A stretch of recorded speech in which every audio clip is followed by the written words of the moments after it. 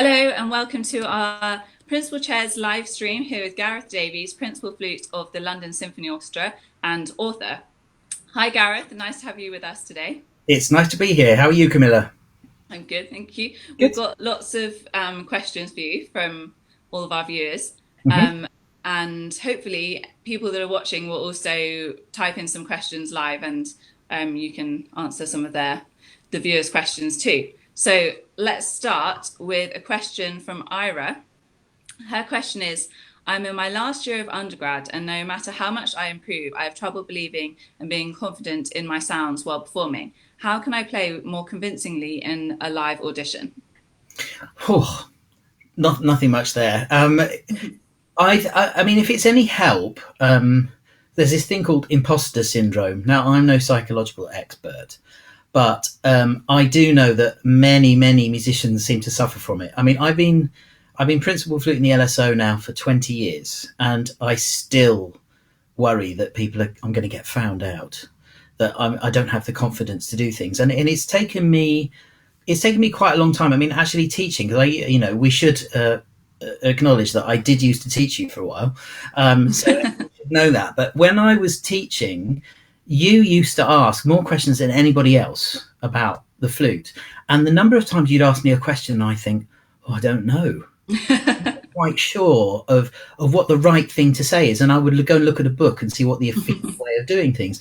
And it's because I lacked confidence in my own abilities. I know I can play the flute, and I haven't been sacked yet, so it's going fine. But actually having confidence in how you do things it takes time and is quite difficult to do. A lot of it's just a confidence trick.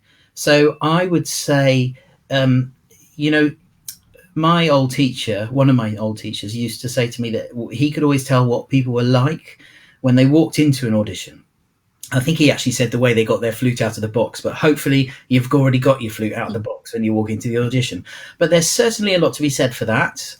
So, I mean, I can't hear you and how you play, but if you're working hard and it's quite important for you to have an idea of the sound that you want to make in your head, because the flute makes a nice sound. It's kind of just does it, really. It's not the most difficult of instruments to sound nice.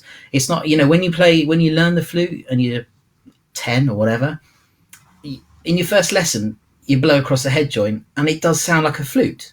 Not a very good flute, but it sounds like a flute nonetheless. It takes violinists about 35 years to get to that stage on their instrument. So I think we're quite lucky in that respect. So I think I would say, try and think about what sound you want to make. Try and think about the musical ideas you want to do. Don't just do things because you think you want to do it differently. Think about them and just have confidence in your own abilities, but don't expect it to happen overnight. And I would say if you are coming straight out of college and you're auditioning for in front of me, for example, I wouldn't expect you to be the finished article necessarily, but I would expect you to have some confidence in an audition, because I know auditions are terrifying. I've been there; they're horrible, but they're far easier than a screaming conductor under pressure when you don't know a piece and everybody else knows how it goes because they played it 1,000 times, so you haven't rehearsed it very much and you don't know where you are. That's much more scary. I would say, have confidence in what you want to do. Have a clear idea of what the sound you want to make, the different sounds you want to make, and it might not be the same as the other person. I've been into millions of auditions where you're doing an audition and you're in the room and you can hear, either in the same room or in the room around you, you can hear everybody else playing and they all sound better than you. They've all got better flutes than you. They can play the faster bits faster, the slower bits quieter, and so on. But, I thought that at my auditions, but I've got the job. So, I'm not sure that my way is the right way, but it works for me, and I'm confident that I'm doing the right thing. Does that help? I don't know. Brilliant. Yeah. Good luck. Anyway. Fantastic. Thank you for that question, Ira. Our next question is from Garrett, and his question is, what was it like for you to go from undergrad to grad school, which I presume is masters here in the UK? Yeah, well, I didn't have a great career at college, to be honest. I presume from your question that you're probably one of our American cousins, maybe. So well, let's just not talk about politics, but I think when I auditioned, there's kind of how many colleges there at the time? There was the Guildhall, the Royal Academy, the Royal College, and Trinity were the 4 colleges that I applied for in London, and one in Manchester as well. And I did my first audition and I didn't get in. I did my second audition and I didn't get in. I did my third audition and I got a reserve place. And then I got a reserve place at the Guildhall, which is where I kind of wanted to go. And somebody presumably got offered a place somewhere else and didn't take the place at the Guildhall. So I got in like that, really through the back door. So I was already feeling like I was worse than everybody else because they didn't really want me. It was kind of like I was second go, you know. And I did at the time you could do a 3-year degree course or a 4-year performers course. And I did the degree course. And that was the one you did if you wanted to become a teacher. This is what I was told. And at the end of 3 years, which of course goes really quickly, I thought I didn't really know what to do. And they said, well, why don't you come back and do a postgrad? So I thought, all right, fine. This is when it was free. So it was an easy choice to make. Not so easy now when it costs you 10 grand. But I went there and it was the forerunner. There's a course that they run at the Guildhall now called the Orchestral Artistry.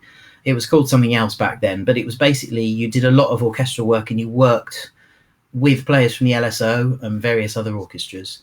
And I remember on my 21st birthday, I managed to blag free tickets to watch the LSO performing with George Schulte. And they did the Hafner Symphony in the first half and Mahler 5 in the second half. And I can remember the day very, very clearly because it was just unbelievable. And I remember thinking, I want to play in this orchestra. It wasn't even, I want to play in an orchestra. It was this orchestra. Because there was something, it had such a swagger about it. I loved it. And so I went from there to did the postgrad. And then when I finished my postgrad, I was like going really fast, thinking, yes, here we go. And I got a job at a sports shop because I didn't have any work. So I sold tennis rackets, which is ironic as I do not play tennis, but I can talk the talk. And I did that for a while, got a bit of teaching like everybody else. Like my son's doing the same thing now. Did a few bits and pieces. And as luck would have it, in my final recital, Celia Chambers was the adjudicator, and she was at the time the principal flute of the London Philharmonic. And it was one of those moments of serendipity where my CV, I'd written to everybody, my CV turned up on her desk. And then that afternoon, she was adjudicating my final recital. And she said, oh, you've written to me about extra. I don't think you need to do an audition for that. So then I got booked to come and play Beethoven 9, I remember, sitting in the 4th flute, doubling. I just hardly did anything, but I was just like really happy to be there. It was really great. And then the next week, it all happened really fast. The next week, Martin Parry, the second flute of the LSO, broke his ankle in between 2 performances of Mahler 2. And they'd phoned everybody. Literally, in the morning, there was a concert in the evening, and there was a half-hour seating call. And they phoned everybody. They phoned me because, again, I just happened to have written my CV, sent it in. And Paul Davis was one of my teachers as well. And they said, well, what about this bloke? They said, oh, yeah, he'll probably be okay. So they said, are you free? I was like, yeah. So I went in. And we had a half-hour seating call. Now, for those of you that don't know, Mahler 2 is significantly longer than half an hour, and I'd never heard it or played it or anything because I was a very bad student. And so I had to sight read the second flute part of Mahler 2 with the LSO live in a concert. I didn't even know there was a choir in because I hadn't turned around because I was too terrified. So when they came in at the end, it was just mind-blowing. Still love that piece. And the week after that, I got another phone call from the LPO. Are you free to come to Portugal? Because somebody had been ill or something.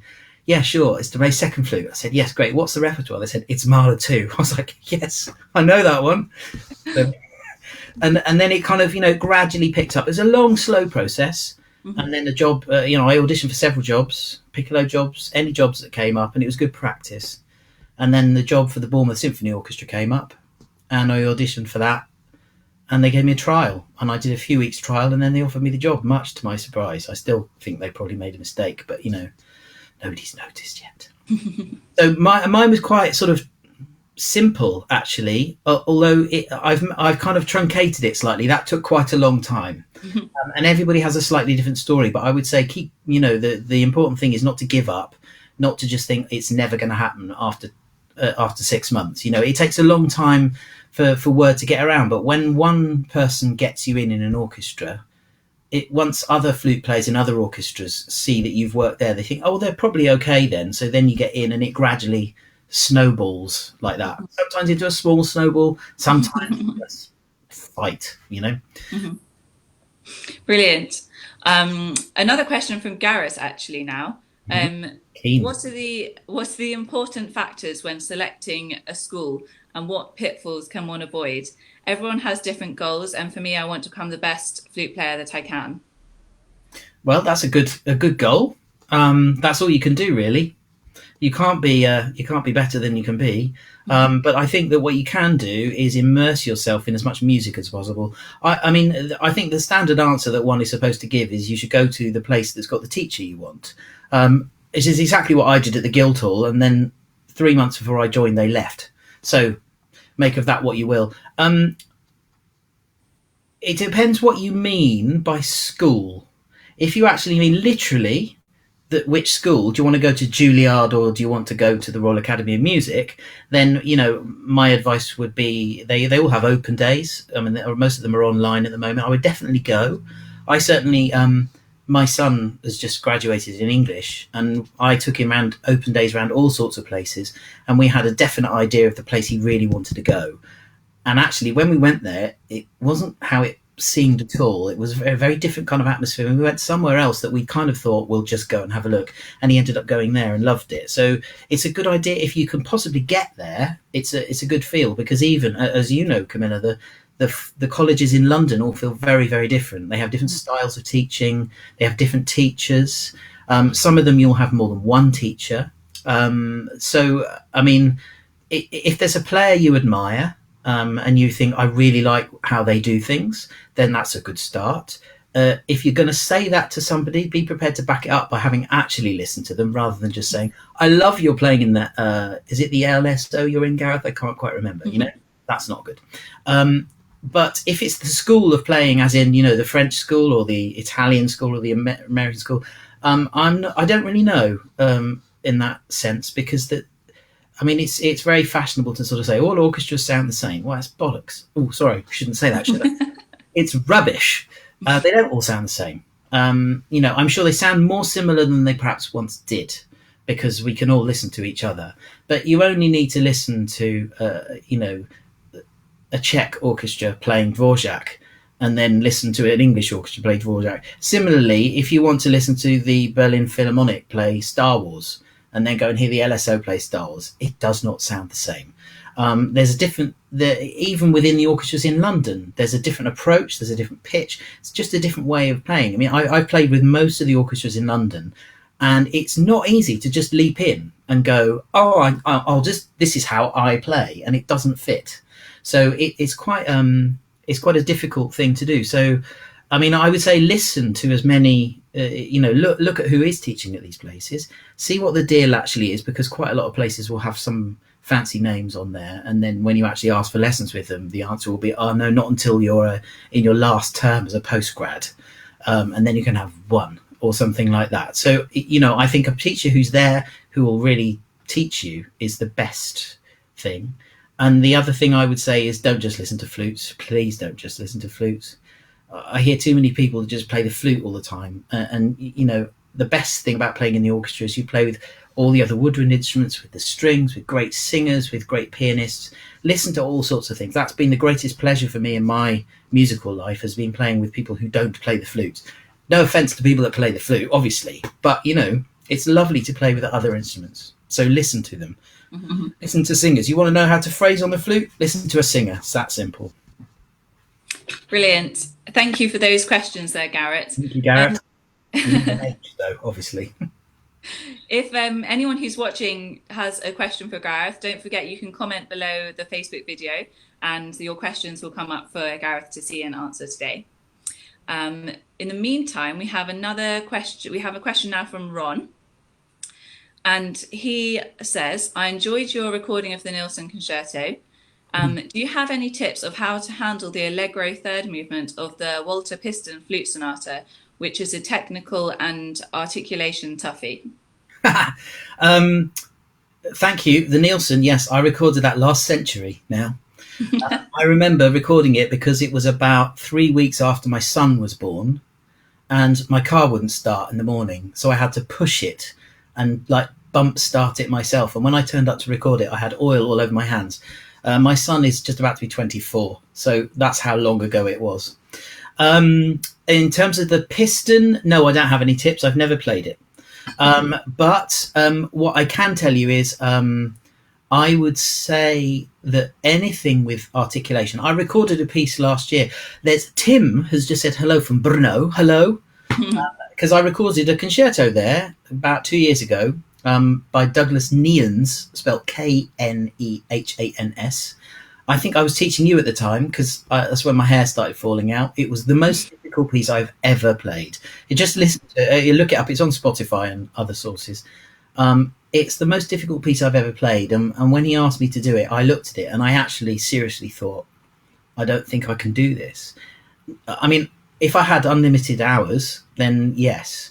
But I don't. You know, the LSO normally is really, really busy. And I was literally practicing it in lunch breaks and everything.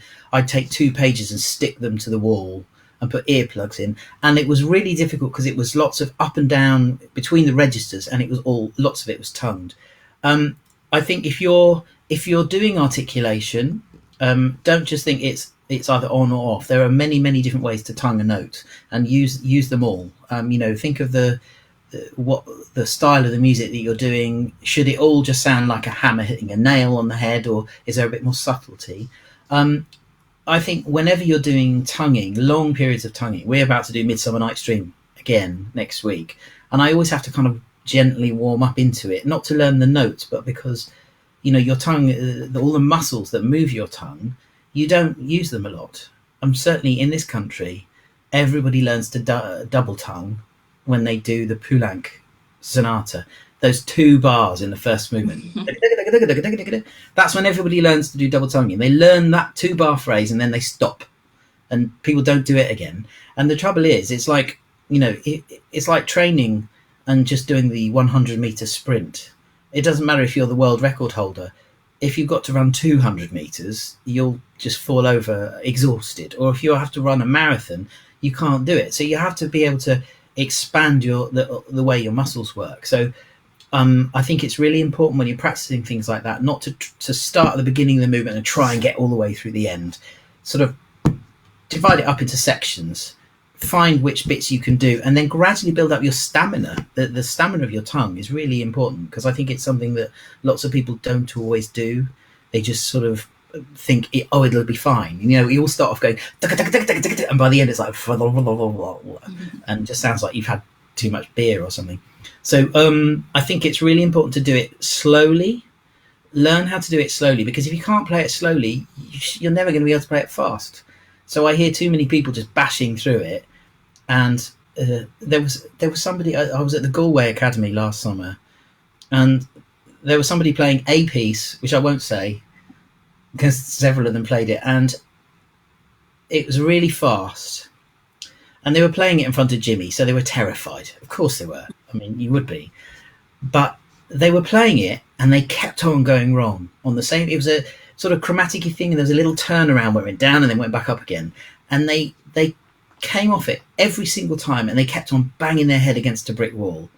And it's like, that's the definition of madness, isn't it? Just keep doing the same thing, hoping that maybe it will be fine next time. It's not magic.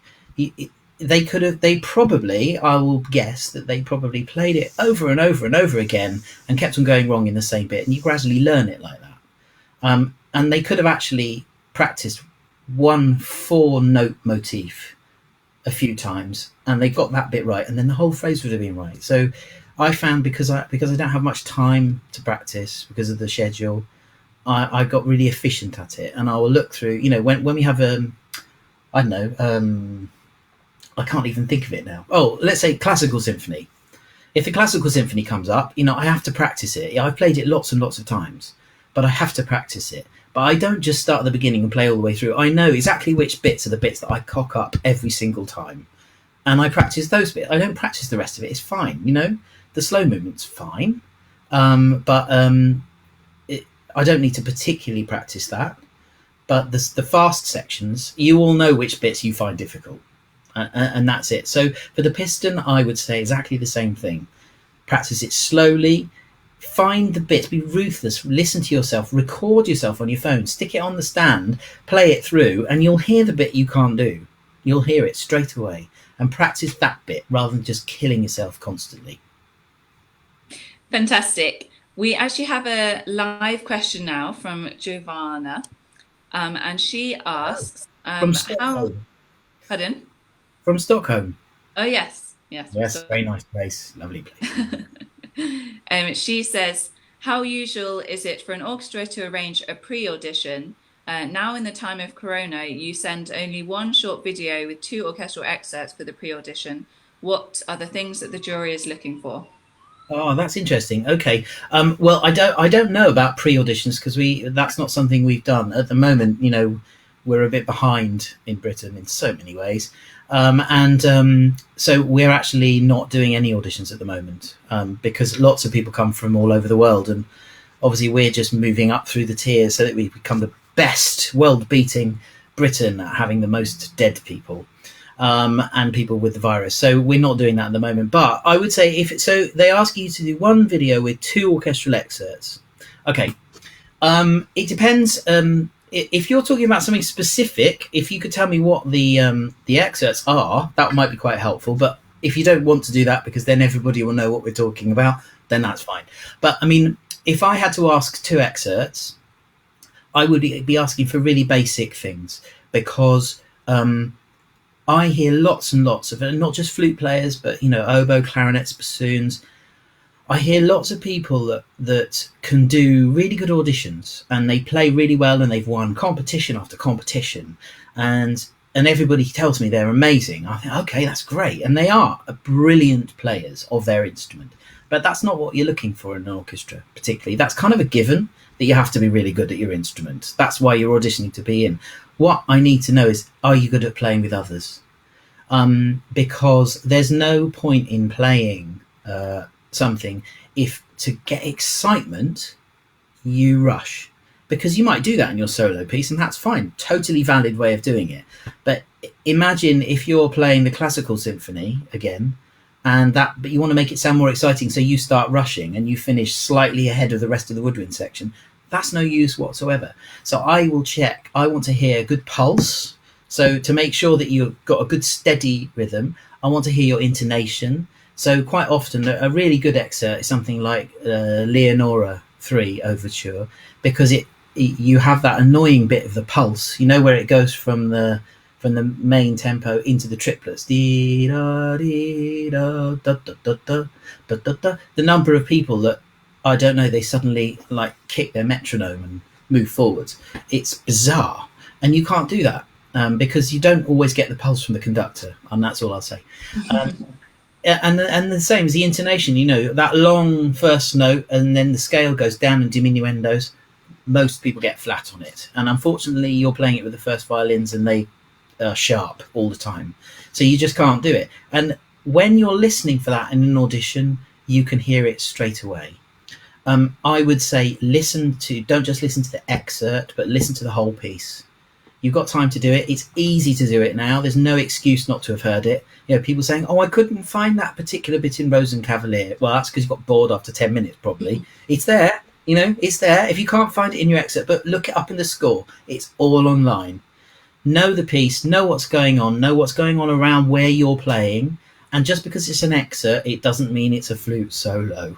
Okay, so I want to hear the kind of different colors that you can make and things like that. So it's actually quite basic. I mean, that what you're describing is sort of a shortened version of an audition. And I would say, you know, actually an audition is to show me the basics. Can you do all that stuff? Are you good enough to go through to the second round? Then we'll test you a bit more. And then can we let you loose in the orchestra? That's the thing, because you might have to come in and play principal flute with Simon Rattle conducting. live broadcast, because everything's broadcast these days, recorded on a CD forever. Are you safe? Can we trust you to do that? It's quite a big thing, you know, and it's scary stuff. So it's the basic stuff, I would say. Thank you, Giovanna, for that question. We have another live question now from Tim, and he says, what is your opinion about breaths in Midsummer's Night's Dream and comparison between audition and orchestral playing? He says he can't forget your well-deserved beer after the encore. The beer. Yes, John Elliott Gardner. Yeah, I got 2 beers in the end. It was quite funny. That if you don't know what we're talking about, just Google it. It's on YouTube. I don't take any breaths that aren't there. I think it's an exercise. It's a bit like the playing Laprimidi. You know, I had a conversation with the students at the Guildhall last week about whether you should do Laprimidi in one breath or not. And there's no should. You should be able to. Whether you choose to or not is another thing. And it's because it's to do with breath control. It's not who's got the biggest lungs. You know, I'm not, I mean, you can't tell on the internet, but, you know, I'm 5'9". I don't know what that is in metric, but not very tall. And I'm not huge. I don't have particularly big lungs or anything like that, but it's the way you control your breath, and it's really important. So that goes for Midsummer Night's Dream as well. There are certain things, I mean, I take a breath. I haven't got the music with me, but you know where there's suddenly an 8th note instead of a 16th note. Take a breath there, and then it's pretty much you just keep going. I don't take any extra breaths. I think there are several things you can do. One, it's supposed to sound like fairies. So if you're using your best Prokofiev sonata articulation and heft, it's going to sound like some kind of weird, no fairy I've ever seen. I mean, not that I've seen a fairy, but you know what I mean.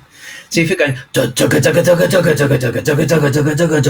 big kind of, it's not going to sound right, and it uses about 4 times as much air. So make sure the articulation is really light and crisp, and then don't panic, especially when you get to that last section. There's a real sense of panic, and when I get to the very end, I take a breath there. When I get to the end, I'm always right at the edge, and it's about practicing it and timing it. I would suggest that when you're practicing it without an audience and a conductor, I would suggest that you make sure that you've always got some spare, because with nerves and everything else, you'll always be short of breath. The difficulty, of course, with that piece is that everybody always slows down.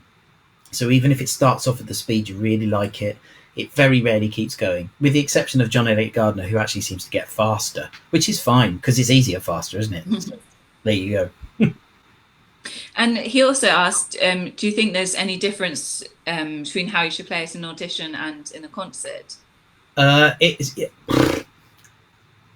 My answer for that would be no, because if you're going to play, what's a good example? You know that the end of the first movement of Mahler 9, there's that. Well, everybody calls it a solo. It's like a trio or a quartet. The dee da da dee da da da da da da. When you look at the music, it's a ridiculous melody. I mean, it goes up and down all over the place, and of course, it fits with everybody else.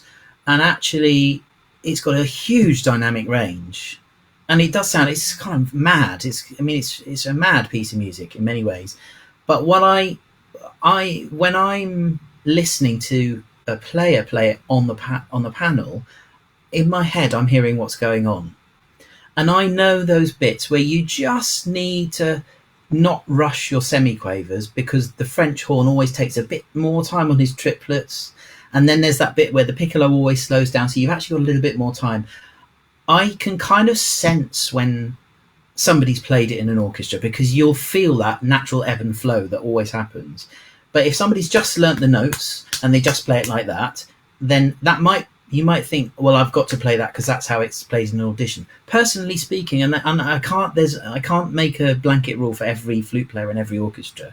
Personally speaking, I want to hear you play it as if you've literally played it in rehearsal with the LSO that morning. I want to know that you really know the music, because it's not a youth orchestra and you don't get lots of rehearsals here.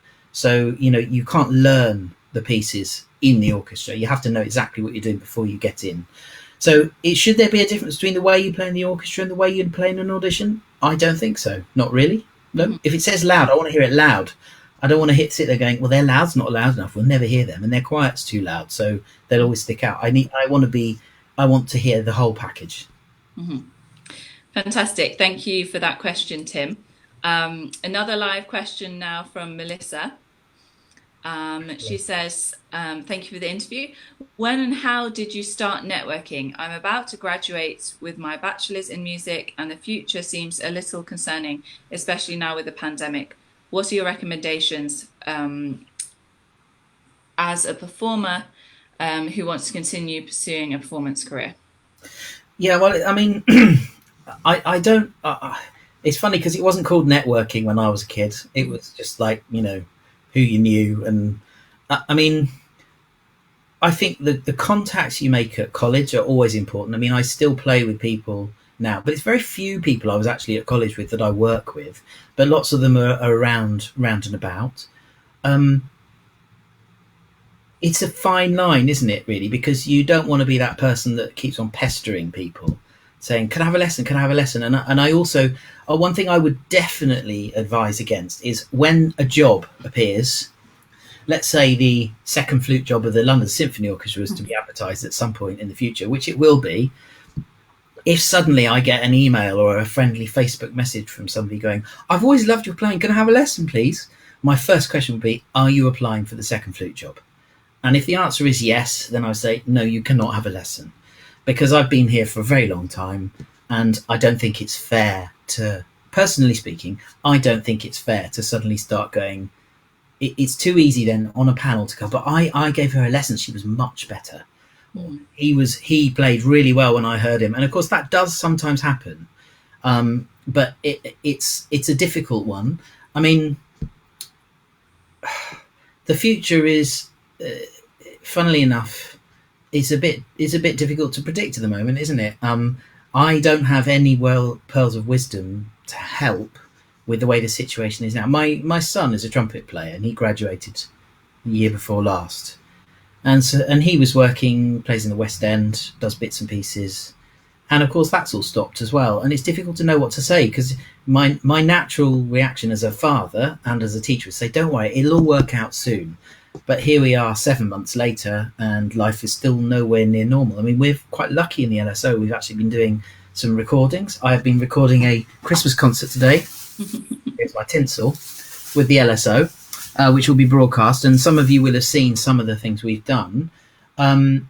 It's always useful if you do go to these flute days and things to play to people if you get the chance. I get around the world and do various things, and it is always interesting to hear players, especially when you're in a different country, because people do things very differently everywhere in the world, despite what you may have heard. So, I mean, my recommendations are to not lose hope. Things will get better. I don't know whether they'll get back to normal. I'm not sure. Personally speaking, I didn't really want them to get back to normal, because I was working 7 days a week, touring all the time, and I was exhausted. I mean, when the pandemic started, we stopped. We had to stop. And I put my flute in its box. I put it in that cupboard back there, and I didn't touch it for about 2 months. I didn't play a note. And I thought, I really want to see if I miss it. And the truth of the matter is I didn't. Not really. I missed playing music with my friends. I didn't miss the instrument itself. I enjoy playing the flute because I can do what I want to do in the way that I can't on a piano, and I can't singing. But I can on the flute because I've done it for a long time. And it's nice to be back playing with friends now, I must admit. It is nice. I don't miss the constant touring. And having to go back on tour at the moment is a fairly hideous thought, to be honest. But I would say, I've busied myself doing stuff. I mean, I've done quite a lot of teaching on Zoom, and I've written some projects and stuff for the LSO. And I've done a lot of reading and a lot of listening. None of which has paid any bills, but we're all self-employed, so we don't earn money if we don't get paid. So funnily enough, we're all in the same boat, actually. I know I've technically got a job, but there'll be lots of people who've got jobs at the moment that won't have a job in 6 months' time in orchestras. So I think hold your nerve, don't give up, don't just think, do you know what, I'm going to do something else, but just keep going. jobs will start getting advertised. Concerts are gradually starting in various places, and there will be gaps. There are always gaps. I heard somebody the other day at work saying, "Oh, I'm glad I'm not a young player just coming out of college. It's so difficult for them at the moment." And I said, "Well, why is that?" Well, I said, "What, because of the pandemic?" He said, no, it's just really hard because there's just no work, and the session world isn't what it was, and this and that." And I said, "Yeah, but my teacher, I had heard an exact same conversation when 25, 30 years ago when I was starting out, that it was really hard for young players, and this wasn't as good, and this wasn't as good." And of course, my teacher had the same conversation 25 years earlier. And I think it's one of those things that everybody comes out of college and thinks, shit, what am I going to do? There's nothing to do. It's really hard. And it is hard. Of course, it's a nice job, so people want to do it, but somebody's got to do it. And I don't see, Melissa, why it shouldn't be you. So hold your nerve, keep going, keep practicing, keep listening, keep trying to enjoy it. Especially at the moment, if you do have to go into, I don't know where you are, but if you have to go into lockdown, or things don't move as quickly as you can. If you have one of those days when you're just thinking, I just don't want to play, don't play. It's okay. It's not a punishment. It's supposed to be fun. If you stop enjoying it, then there really is no point, because that comes across in what you do. So keep your chin up, keep going, and you'll get there in the end. Fantastic. Nice to hear a voice of hope. I sound so old, don't I? Don't worry, children, it'll be fun. Thank you, Melissa. Now we have a question now from Dan, and he asks, on the same subject of auditions really, what do you look for in a second flute? Somebody that can get to the back of the T queue quicker is the standard.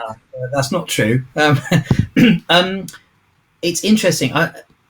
I've heard people ask me a sort of related question before. Should I play differently in my second flute audition? And I said, what are you playing? The Mozart Flute Concerto. I said, well, if you can demonstrate how a second flute player would play the Mozart Flute Concerto, I'll be impressed, because I don't know.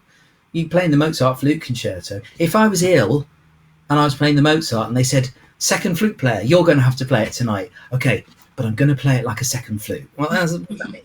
And it's the same. If you get given first flute excerpts, you play them like you're sitting in the first flute chair, because it does happen quite regularly when somebody's ill or something like that.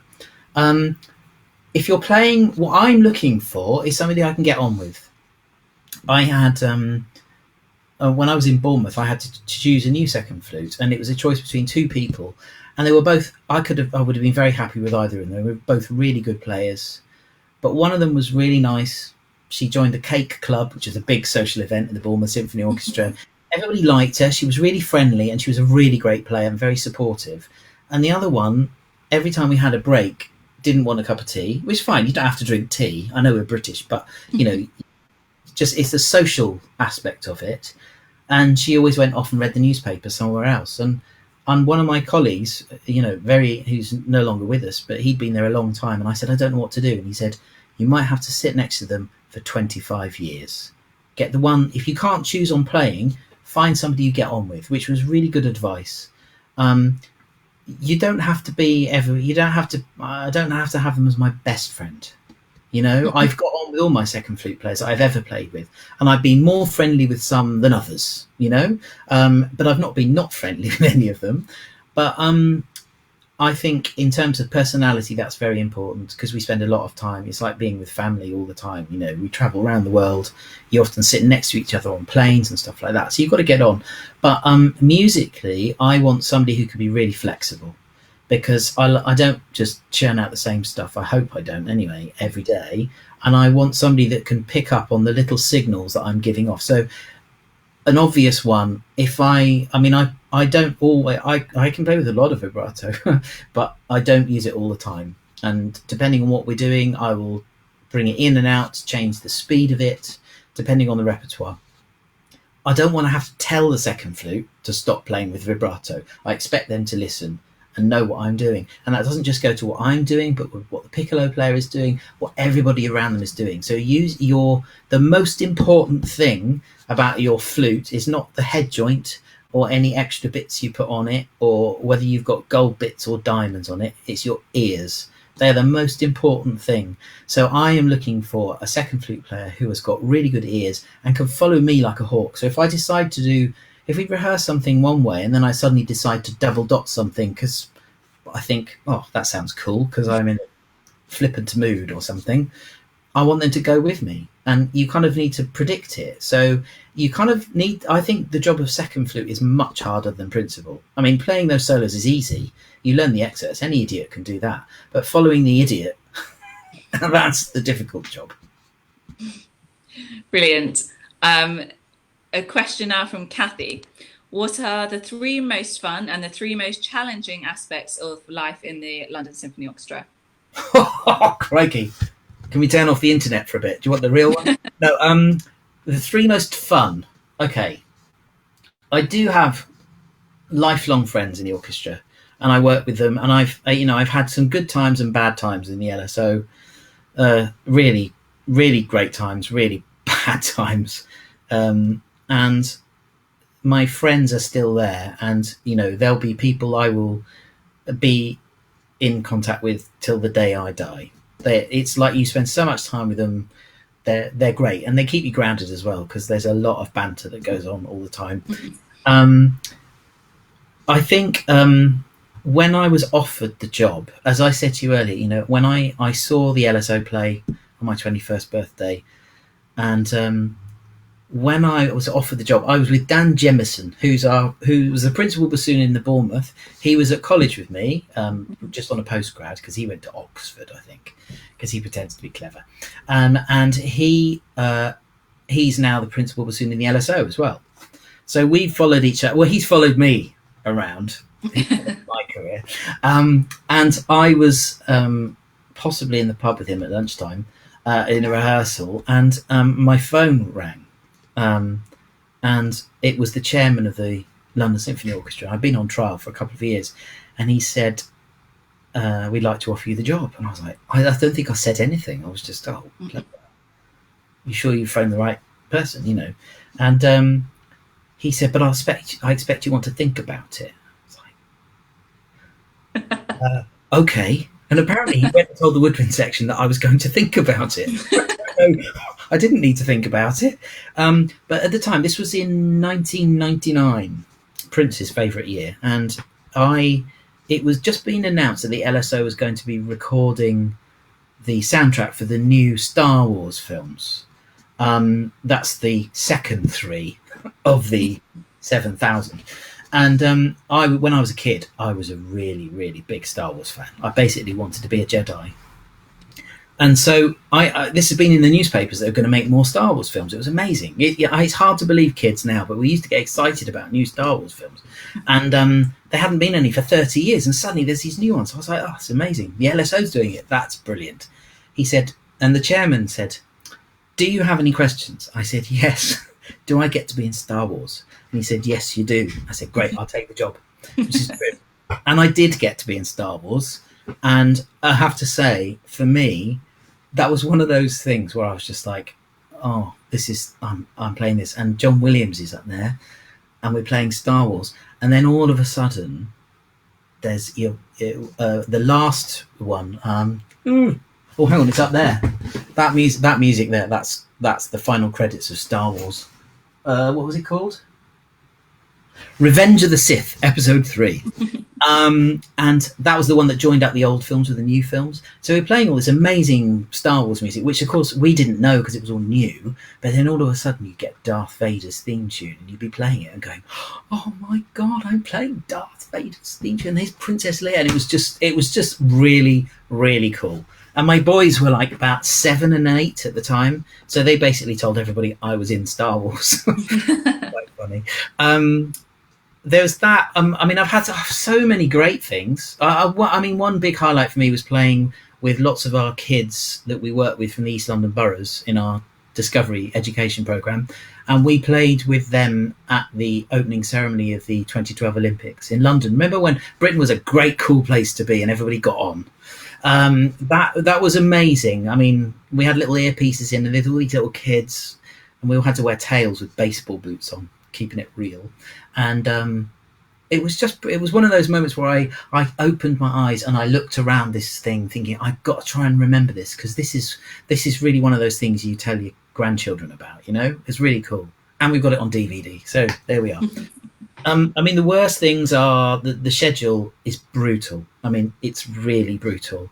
Every time I've done things with other players in Europe at flute events, they look at my schedule and they just laugh. Like, how can you do this? I mean, last year we did 170 concerts, 70 in the Barbican. Goodness, I mean, it was just, and that was just LSO concerts, and the repertoire is different on most of them as well. So you get through tons and tons of stuff. If you have a concert finishing at 10 one night, you often are starting the next project at 9 the next morning. And of course, London's expensive to live in, so that's the worst. That's the worst aspect of the job, is just hacking in and out of London and working constantly and still earning about a third of what you'd earn in the LA Phil. But I mean, who wants to live in California, right? Yeah. I don't want to list loads of other bad things because I'll probably never stop. But no, but it's most of the time it's great. I mean, it's a real privilege. It's great. I was in Harry Potter as well. That was the other thing my kids liked. Amazing. Question now from Samantha. Mm-hmm. She says, I love your book. I wondered what made you decide to write it and what the process was like. Presumably it was not like your usual job. No. It was funny actually, because I didn't sit down and go, I'm going to write a book. I used to do a blog for the LSO about 12 years ago, and it was called LSO on Tour. It was about the LSO on tour, and I used to, Joe, who's our digital marketing person, who's brilliant. She just comes up with all these ideas and go, let's try that, and then you do something and then everybody else does it as well. She's really great.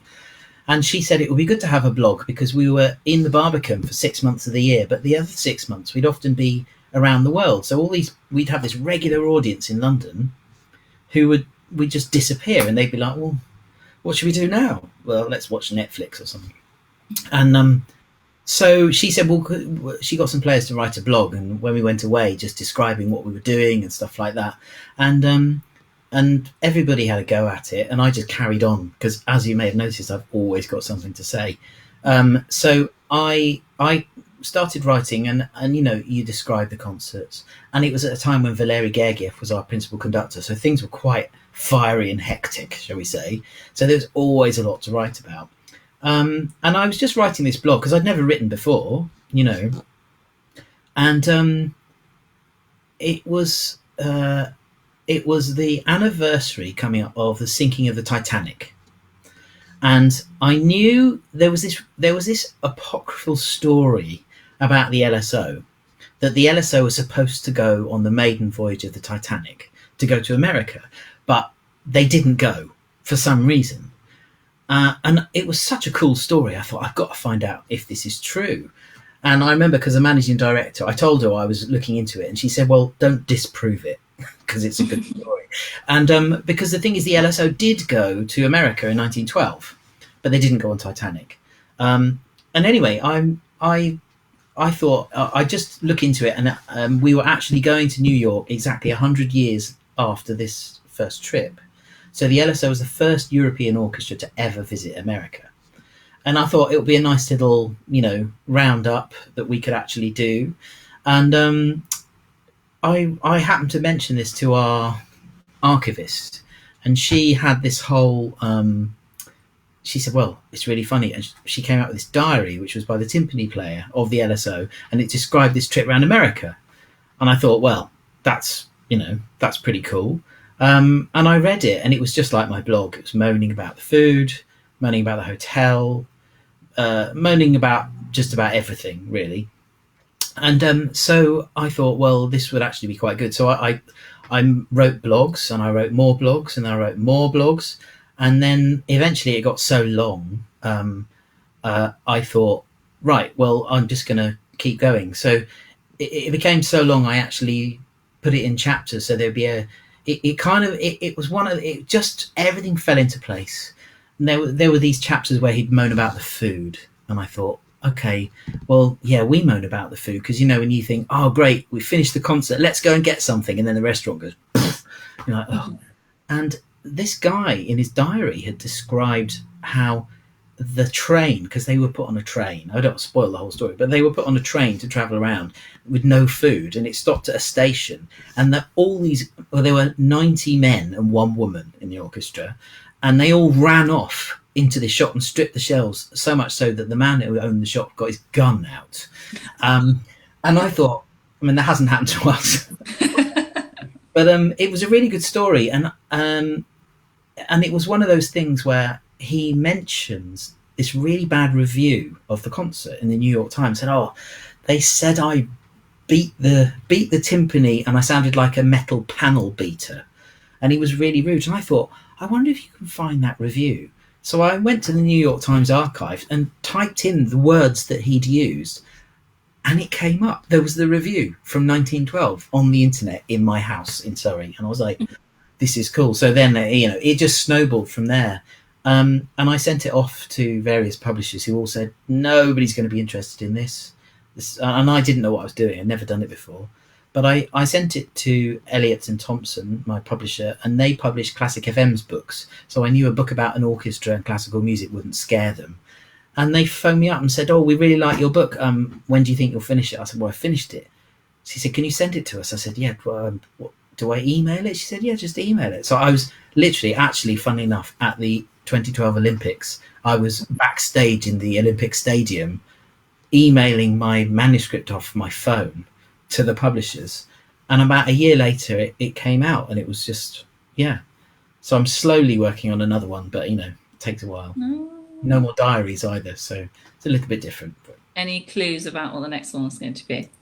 It's going to be a series of program notes about pieces of music, but they're not related. They're kind of, it's not like you should listen to these pieces of music and then you'll be a perfect musical person. It's kind of pieces that I know and like, and my experience of playing them, and describing what it's like to play them, or funny things that have happened, or sad things that have happened. And so it'll be kind of like that each chapter will be on one piece. So it'll be about the New World Symphony, and then this is what happened when I played the New World Symphony, that kind of thing. But there's a lot of pieces. Brilliant. When will that be out? I've got no idea yet. It's I mean, because things keep happening, like mix and stuff. Yeah. So, I'm getting there. Brilliant. If anyone who's watching live does have another question, please send them in soon before we run out of time. In the meantime... Oh, it's Claire. Hello, Claire from Colorado. Oh, yes. Small world. Well, not that small. But... a question from Sam. What is the future of the LSO with the current pandemic? I think one thing that this has made everybody think about is just the amount we travel around. I mean, it's something which actually people have been thinking about anyway because of climate change, and, you know, sticking an orchestra on a plane to go and do one concert and then fly back the next day and then have one day off and then fly somewhere else. It's not sustainable. It's not sustainable for the planet, but it's also not sustainable financially anyway. And after the pandemic, I don't think that flying is going to get cheaper, is it? You know, I mean, what I'm very keen on is the digital aspect of what we can do. I don't think it replaces it. I mean, I have to say, we did back in August, we did a prom, which, you know, if you've seen the proms on TV, it's at the Royal Albert Hall, which is this huge building, and it's 6,000 people. And it's like being a gladiator walking out into that. And it's such a great atmosphere at the proms. And we did a prom and there was no audience. And so we walked in and it was empty and cold and there were just cameras. But we knew that this was going out live. And it was a really interesting program that Simon put together. I had to play the recorder as well. It was my debut on TV on the recorder. We played some Kurtag. We played a new piece by Tom Addis. And then we played a Vaughan Williams symphony. And it's got this beautiful, beautiful slow movement. And it was it was really quite overwhelming because it was the first proper thing that we'd done in a proper concert hall, because we're playing in our education centre at the moment. But just being there and doing it was it was kind of like we were just doing it for ourselves. It was almost like, yeah, we can still do this, and actually this is really important. It's really important for people to come together to do things like this, which is, I mean, I'm kind of hoping that it's been great. You know, I've binged on Netflix like everyone else, and Amazon Prime and all the other services available. But and I've read lots of books, and I've had more time with my family than I've ever had, which has been the best thing about lockdown. You know, I've had these things, weird things that happen at the end of a week called a weekend. I've never had them. I'm enjoying them a lot. And just being around. I haven't missed birthdays. I was actually going to be away in Australia for our 25th wedding anniversary, and I was here, which was, I think, what was nice for me. You'd have to ask my wife. But, you know, it's that kind of stuff that's been really nice. And I hope that people will realise, you know, we're so lucky because you can go and hear orchestras any day of the week, anywhere. They're all over the place, and there's lots of them, and they're good orchestras. But I think it's easy to take it for granted that this stuff is just going to happen forever. It's just going to be there. You know, there are people I know who have changed their jobs because they haven't got work now. There are other people who've just thought, I think I'm going to retire early.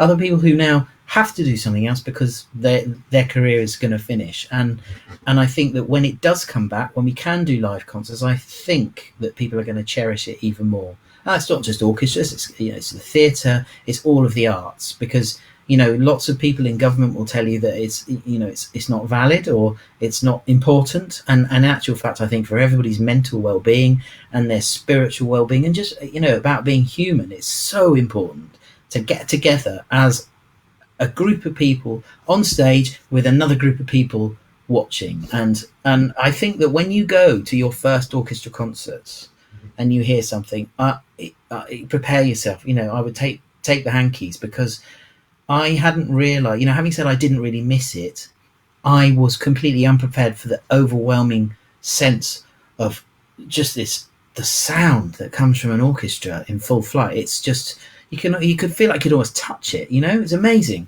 So the future, who knows? We're doing all sorts of things. I mean, I wrote a project in the summer called Where's Simon, which we recorded on Zoom. Was for kids, and that went down very well. And, you know, lots of people thought it was good and funny, and they all enjoyed it. Other people probably thought it was rubbish. I don't care. But it, you know, trying new ways to encourage people. But ultimately, we want to encourage people to look at it, enjoy it, and go, oh, it's not so scary, and then come to the concert hall to hear it live with other people, so you can go, that was great, wasn't it? You know, that feeling of 6,000 people in total silence concentrating on some one person playing it. That's amazing, isn't it, really? So that doesn't really answer the question, but that's all I'm afraid. So the answer is that it will come back. Yeah, I think yes. What will be the point if it didn't? Mm-hmm. I mean, it'll be different. Of course it will be different. Absolutely. Mm-hmm. I mean, everything is going to be different, isn't it? Mm-hmm. I mean, even going to the shops is different. Yeah. I mean, if they found a cure for COVID-19 tomorrow, and then next Monday everybody could do everything exactly as normal, it's still going to take years to get back, I think. But if you're trying to get work, don't panic, you know. Get there. And, you know, we're relying on the younger. I mean, I probably speaking to people who are all younger than me, wanting to do what I do. But, you know, you're the generation that's going to rebuild everything. Old farts like me, we've kind of had our fun. We're going to keep going. I'll hold the reins, but, you know, eventually I'm not going to be here forever doing it. There'll be other people who will need to do it as well to get practicing. Brilliant. We've had a couple of last-minute live questions. Another one from Giovanna, and she asked, "What kind of flute do you have?" Well, I can't read that. What do you suggest for a flute choice? What do you suggest? Yes. Okay. I play on a Haynes, and now Gareth McClellan is probably watching now, and he's probably going to type in and tell you exactly what it is. Oh no, he's on a flight to Moscow. Sorry, I just remembered. It's got 5% gold in it. I don't care what flute you play on. I don't. it doesn't matter if you can get the colours out of it that you want. You can do what you want with it. That's the flute for you. If it's a Yamaha 211 and you can sound how you want on it, good for you. Go and have a nice holiday and save your money. If you must have a 32 carat gold flute with diamonds in it and engraved, and if that makes you play better, fine. If you can afford it, I can't. I think I wasn't really looking. I'm looking at it. Sorry, it's there in its case. I wasn't really looking for a new flute, but I tried this one because I was doing something with Gareth, the Haynes rep, and I picked it up. I actually swore at him because I really couldn't afford to buy a new flute, but I just thought, well, this is it. I can actually do. I've been trying to get this colour, and it just did it, and it allowed me to do it. And for about a year afterwards, when I got this new instrument, it felt like I was hearing new things in the same old repertoire, which I did. So it's kind of like a real tonic for me, but I love it. I mean, not everybody will like the same instrument, and for me, I aspire to try and sound more like an oboe, more like a clarinet, and more like a bassoon, and more like a violin when I'm playing. I don't want to sound like a flute. I do sometimes, obviously. I mean, I do sound like a flute, but I want to be able to make colours and darken the sound and brighten the sound and just change the sound as much as I possibly can to get that sound. So I would never recommend a flute for you. I would say if you are looking for a new flute, go to one of the the big shops that's near you, or make a special visit. They're great. I did a thing at the New York flute shop a couple of years ago, and there were people coming in all the time. They're so friendly. They don't mind you trying flutes which you obviously can't afford, but sometimes you need to actually try these things and go, okay, well, that gold one is amazing. It looks really fancy, but it sounds nice, and this silver one sounds nice. And the question is, does the gold one sound £35,000 better than the silver one? And can I afford it? I would not get yourself into ridiculous debt just for, a slightly different shade, personally speaking. But, I can pick up most flutes and sound pretty much the same on all of them. But it's what I can get from them is the thing. I actually went round to Jimmy's house in a couple of summers ago when we were in Lucerne, and I got to play some of his gold flutes, and it was just really weird because I thought, I still don't sound like James Galway. Brilliant, thank you for that. that. Yeah, how are you? It's nice to hear you. One last live question now from Brittany, and she asks, I'm wondering if you have a go-to strategy to prepare for auditions or recitals.